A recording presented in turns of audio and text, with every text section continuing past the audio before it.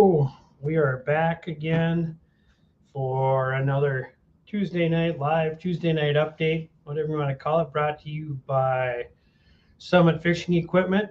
Yeah, we are, I guess, beyond our halfway point for the year. Exciting times for everybody, I suppose. We're in the June grind here. And just a couple of things to go over here before we get into the weekend coming up. We do have the Hunters Point Shootout that we co-host and we help run for George and Justin up at the resort coming up this Saturday. $300 entry fee. Register by calling the bar or stopping in. They take registrations pretty much right up until the event. It's a great event. The shootout here was just a couple weeks ago. It was really a fun time to go up and do the thing, and we had a lot of fun hanging out with everybody up there. Some different faces that we don't see on the regular trail. But $300 entry fee. The rules for entry are you can fish with your spouse, significant other, or you can fish with a kid under the age of 16 or a parent or in-law or whatever over the age of 65. So it kind of opens it up. It's not just husband, wife, whatever. So good tournament to be a part of. It's a good tournament for us to hang out and kind of kick back and do the thing with everybody. There will be a rules meeting at 6 o'clock on Friday night for that tournament.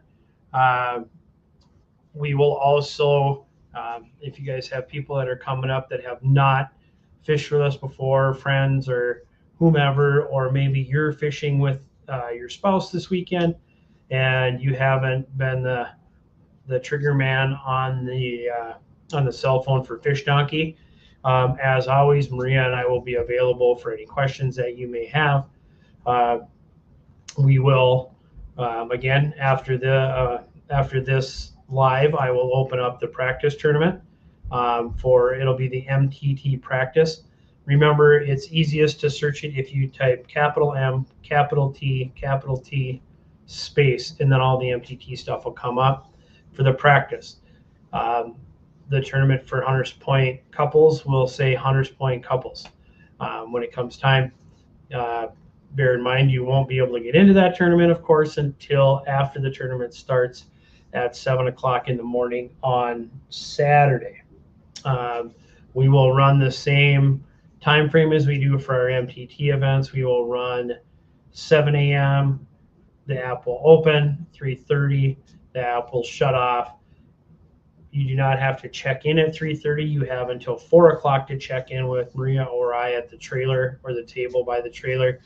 And we'll verify that all your fish submissions have gone through appropriately so that we can do awards and all those things with Justin up at the bar. Outside of that, this is NTC week.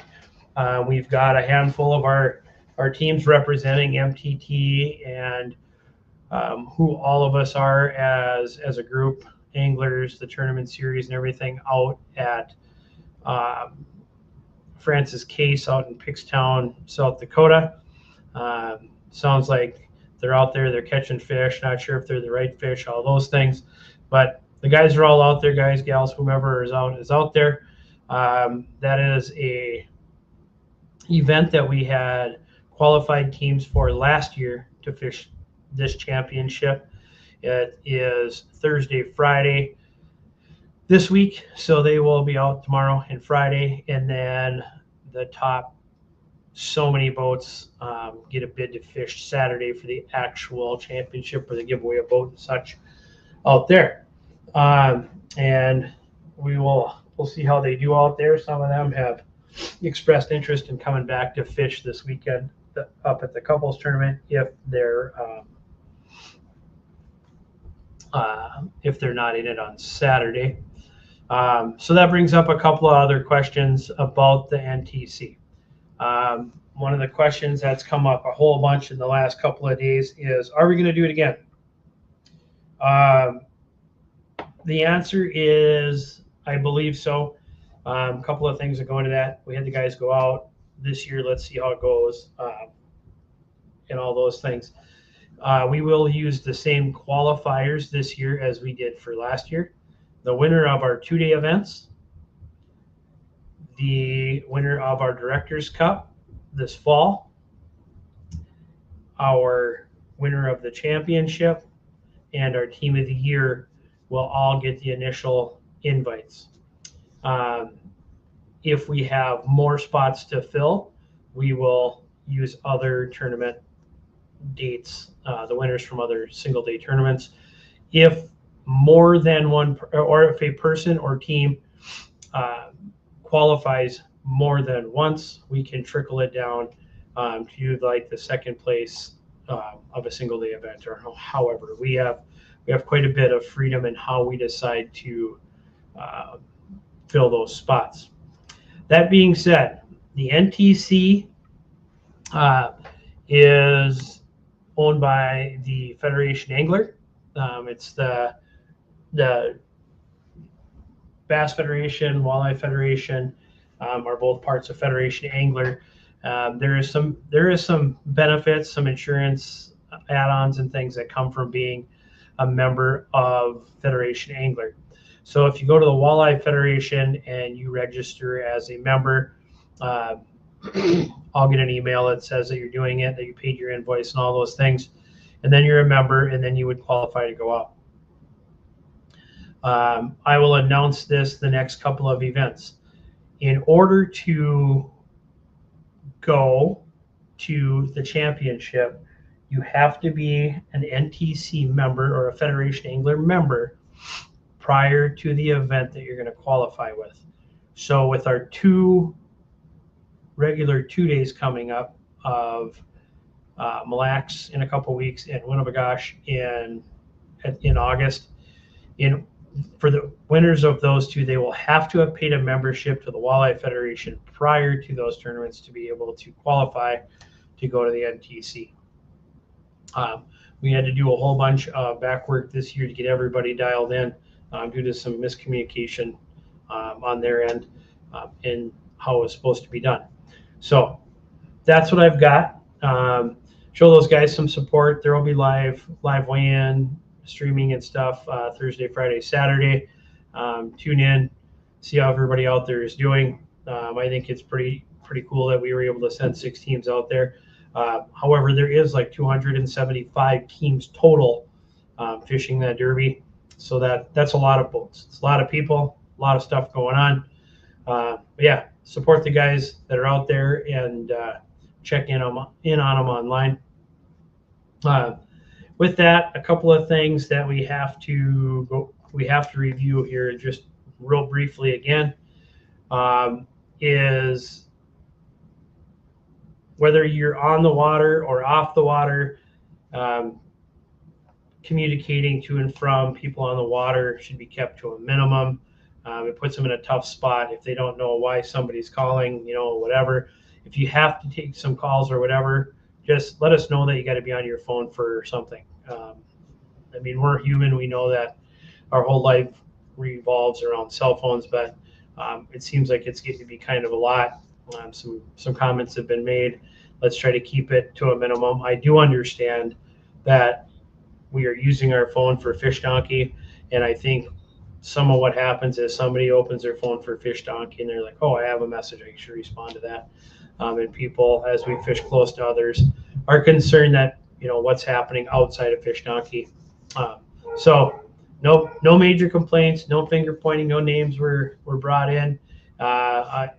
Just a couple of guys had said, hey, is this a thing? So it's out there. We'll pay attention to it as best we can. Also, make sure if you registered yourself and your co-angler or your partner for a membership, make sure that you both have a membership. We had a couple of teams last weekend that did not appear to have a membership. They did. Their partner paid for 2 under their name, and they're like, "Oh crap, I did it wrong." It's okay if you have to pay for them under one person. Just let us know so that we don't have to worry about not being able to let somebody fish or a disqualification because they're not a member. The rules say in a whole bunch of places that we have to be a member in order to fish. So let's make sure that we have all the names in all the right places. I think we have all of our software issues figured out that were causing some issues with stuff coming from the registration page to the Tournament Keeper software. The Tournament Keeper software does not always take everything the way it should. It's a fairly antiquated platform that most tournament series use. It works really well, but sometimes when you import into it with a newer version of like Excel, we're not getting all the names. So if for some reason over the past couple of tournaments, for whatever reason, it's been a thing where people have had to call and say, "Hey, I'm not on the boat draw. What happened?" And we've had to add them after or something. So the registration cutoffs are still the registration cutoffs unless I've been notified ahead of time of a reason that you can't register on time. If there's a concern that somebody's name was added late, please come to the trailer and have a conversation with Maria or I, and we will give you the explanation that you're owed at that time. I will ask that comments are not fired off through Facebook Messenger, and that there are not comments that are negative on our Facebook feed. They're not necessary. They're inappropriate at best. We are human. We do make mistakes, as do every one of us walking the earth as a human. So if you have something you need to ask, please ask it. Ask it directly, and we will give you, again, the explanation that you are owed. And we are very open with exactly what happens when something doesn't go perfect. We take responsibility. We're transparent. So some of those comments are unfounded and not appreciated by the folks that they're aimed towards. So enough about that. I was asked to do another quick run through on Fish Donkey, just the nuts and bolts of it, because we have people that are coming up with to fish with their spouses for the couples tournament and have not been in charge of the phone. Just remember, when you make sure you're in the right app, the first picture we want to see is a picture of your red boat card. Take a picture of the boat card. It is not a 14,000-pound walleye, Nick Melchow. It seems every week it is. Check-in photo, and it'll go to the right place. Then we can verify that everybody's in the right spot. And then go on with fishing. You only need a single picture of your check-in photo, then we know you're in the right app or in the right tournament on the app. Once you get your first fish in the boat, we need a picture on the bump board, and then a hero shot, and then the fish leaving it into the water, swimming away. There's been a little bit of confusion of, if it touches the line, do you round up? Does it have to be past the line to round up? If the tail of the fish breaks the plane of the scored mark on the board, it can be rounded to the next quarter. For everybody, we're all doing the same thing. It all calculates the same for everybody, but just know that that is the rule. We've had questions all the way up until this last weekend of, did it touch, did it not, did it whatever, and we have to let you use your best judgment. We can't really do much after the tournament closes. So before the tournament closes, if you have an issue, by all means, give us a call. Say, hey, I've got this fish. It's 23 and a half right on. I don't want to get a fish thrown because whatever, we called it 23, whatever, and we can work through some of those things.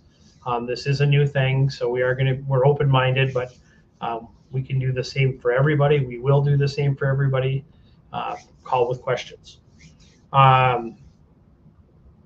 With that, just remember that the pictures when you sign into Fish Donkey and you register and you do what I do and you just click, click, click, click, click to get through all the stuff and things that's out there from Fish Donkey. There is a release in there that you agree to having pictures posted on their media, their social media. They don't use a ton of them, but they do use some of them. And I've heard some feedback that wasn't necessarily negative, wasn't necessarily positive, but it was just kind of like, but by using their platform, we do give them permission to use those pictures. I don't, everybody does as they register for the app. Other than that, we've had a few phone calls this week. Can I still make the championship? We have 2 of our 2-day events left, and we have 4 single-day events left. So there is enough single-day events and enough 2-day events to still qualify for the championship. If anybody asked, they would have to fish Leech, and they would have to fish Lake of the Woods, and they would have to fish either Mille Lacs or Winnibigoshish or both to be able to qualify for the championship with the 4+1 rule. Other than that, I think that's about all I got. It's almost 20 minutes of me just rambling out some new information. I'm not going to give a weather report every time I say the weather looks good or bad for a derby. It's the direct opposite. So I hope to see everybody out Friday night for the rules meeting up at Hunters, and then Saturday morning bright and early. Boat check start at 5:30. We take off at 7. Continuous flight. It'll be a lot like what we do every other derby we do. So yeah, we will see everybody this weekend. Be safe, travel safe. We'll see you there.